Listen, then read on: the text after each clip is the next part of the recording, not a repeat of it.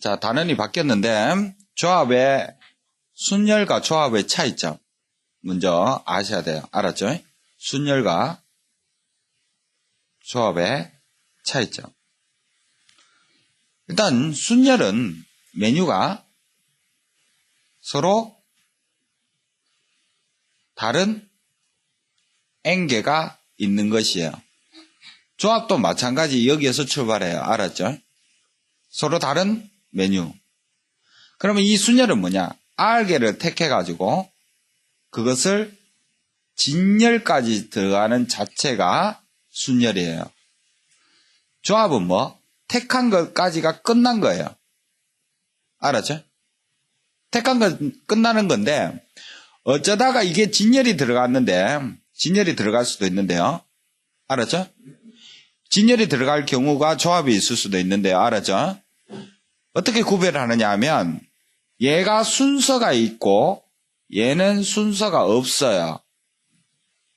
순서가 없을 경우. 좀 쉽게 설명하면 회장, 부회장 직책이 다르잖아요. 순서가 있죠. 이거는 그냥 대표 2명 이건 직책이 같잖아요. 그죠? 이건 순서가 없는 거예요.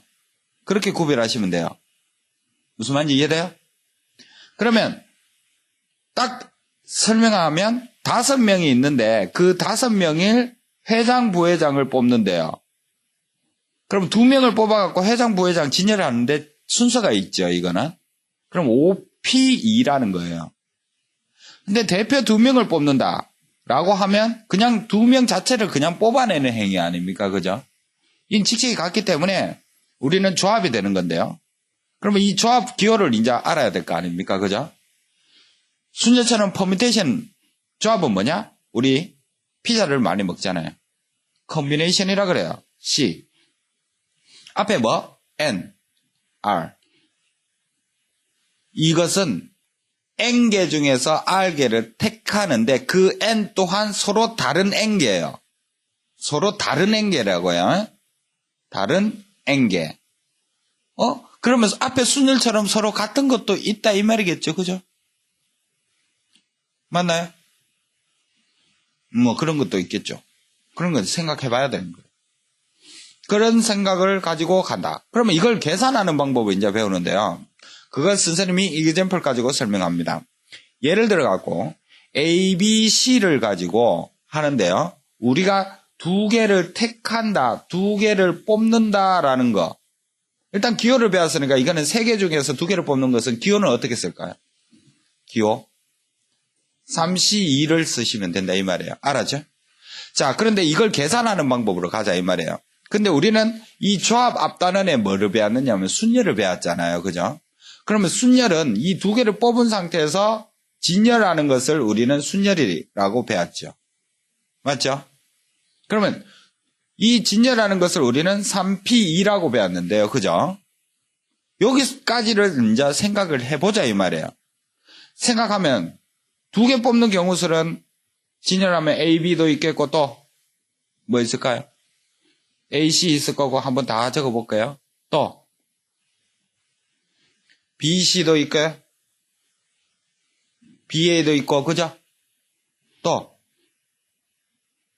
C, A, C, B 이렇게 진열까지 했는 것 자체가 지금 요 상태가 3P2다 이 말이에요. 그죠? 근데 우리는 3C2를 보는 거예요. 3C2를 보는데 여기에서 보니까 2명을 그냥 뽑았으니까 이 AB하고 같은 개념이 BA가 여기하고 같죠. 그죠? BA. 또 AC하고 같은 개념이 CA하고 같네요. 요거랑 요거. 그냥 2개를 뽑은 거니까. 그죠? 또 BC하고 같은 것이 CB하고 같은 걸로 돼버리잖아요. 그죠? 딸랑 2개를 뽑는 행위를 보니까 딸랑 몇 가지가 돼버렸어요? 3가지가 됐죠. 그죠? 줄어들었는데 그러면 결국 이 2가지 부분을 하나로 생각하면 될 거 아닙니까? 그러면 A, B 2개를 하나로 진열한 것을 하나로 보기 위해서 나누기 하면 되죠. 몇 팩을 냈어요, 나누기? 2팩을 하면 되죠. 순열 자체 내에서 보니까 진열을 다 하고 난 뒤에 얘를 뽑아내는 행위에서 보면 얘가 같은 것이 되잖아요. 두 개를 진열한 경우수를 나눈 것이 조합계산법이다 이 말이에요. 느낌 와요? 그럼 이걸 조금 선생님이 확장을 조금 해서 example 2 볼게요. A, B, C, D 4개를 3명을 뽑는 행위만 일단 보자고요. 기호는 어떻게 쓸까요? 4시3을 하시면 되겠죠. 그죠? 됩니까? 그럼 뽑는 행위는 4시3인데 이걸 계산을 어떻게 하느냐 이 말이에요. 계산은 뭐냐 하면 퍼뮤테이션으로 갔다 이 말이에요. 4명 중에 3명을 뽑아갖고 진열을 했대요. 그럼 A, B, C 또 뭐 두두두두두 A, C, B 이런 것들이 나오는 경우수들이 있을 거 아닙니까? 근데 그 A, B, C를 진열한 것을 하나로 봐야 될 거 아니에요. 그죠? 그래서 얘를 계산은 퍼뮤테이션을 간 다음에 순열 간 다음에 이 3가지를 줄 세운 것을 하나로 보기 위해서 3팩을 나눴다 이 말이에요. 아시겠죠? 요걸 조합이라 그래요. 됐습니까? 자, 그러면 이걸 일반화로 이제 적을게요. 자, 계산법은 일단 이 N명 중에 R명을 택해갖고 순열까지를 먼저 간 다음에 다시 그 R명을 줄 세운 것을 하나로 보기 위해서 R팩으로 나눴다라는 게 이제 계산법이다 이 말이에요. 됐습니까? 요거. 다음 앞에서 우리가 NPR 계산법 배웠죠? 몇 가지 배웠죠 이거? 계산법? 2가지 배웠죠? 뭐예요? n에서 카운터를 넣어서 n-1식으로 해서 어디까지일까요? n-r 플러스 1까지 곱을 하는 카운터식. 다음 2번째 팩토리얼 개념 배웠죠? 몇 팩토리얼? n 팩토리얼에서 뭐를 뺐어요? n-r 팩토리얼을 했잖아요. 그죠? 그러면 여기에서 수식 계산법이 이제 퍼뮤테이션을 팩토리얼로 바꾸는 계산법이 여기서 나와요. 이걸 2번식을 그대로 사용하면 돼요. 돼요? 그러면 n 팩토리얼에서 n-r 팩토리얼 한 다음에 r 팩토리얼을 곱했다. 일반적으로 요 식을 많이 사용해요. 요거. 자, 그러면 요 식을 밑에 거 요거 한번 식 만들어 볼까요? 팩토리얼로. 알았죠? 팩토리얼 만듭니다. 4p3은 어떻게 된다고요? 4 팩토리얼 나누기 4에서 3을 빼면 1 팩토리얼 아닙니까? 그죠? 그리고 3 팩토리얼. 됩니까? 그런 식으로 자연스럽게 넘어가야 돼요. 알았죠? 다음 추가 갑니다. 추가적으로 마우스 당겨갖고 밑에 자, NCR 계산법에서 추가적으로 아셔야 될 게 있어요. 뭐냐? 야, 주머니를 되도록이면 조합은 선생님이 권장을 하는데요. 그 권장은 뽑아내는 행위이기 때문에 주머니를 그려놓고 주머니 행위 자체를 표현을 해놓는 게 나아요. 요 접근법이 제일 좋아요. 조합은 알았죠? 자, 주머니를 선생님이 하나 그려가지고 그 안에 A, B, C, D, E 지금 몇 개 있어요? 5개가 서로 다른 게 있다라는 걸 잘 보셔야 돼요. 항상. 거기에서 나는 2개를 뽑아냈대요. 그러면 이 2개 뽑아내는 행위는 몇 C 몇 될까요? 5C2가 됩니다. 자, 이때 C의 약자는 콤비네이션 약자입니다. 알았죠? 예? 조합이라는 뜻이에요. 알았죠? 이걸 계산을 하려고 그러니까 5 팩토리얼에서 5에서 2를 빼면 3 팩토리얼, 2 팩토리얼 이렇게 계산하시면 돼요. 알았죠? 자, 그런데 우리가 또 다르게 생각할 수도 있잖아요. 뭐냐? 이걸 2명을 바닥을 내면 남은 것이 몇 개 남아요? 남은 것이 3개가 남죠. 그럼 반대로 생각하면은 2개를 뽑아내는 행위는 남은 몇 개를 뽑은 거하고 똑같을까요? 3개를 뽑아내는 거하고 똑같다 이 말이에요. 경우수가.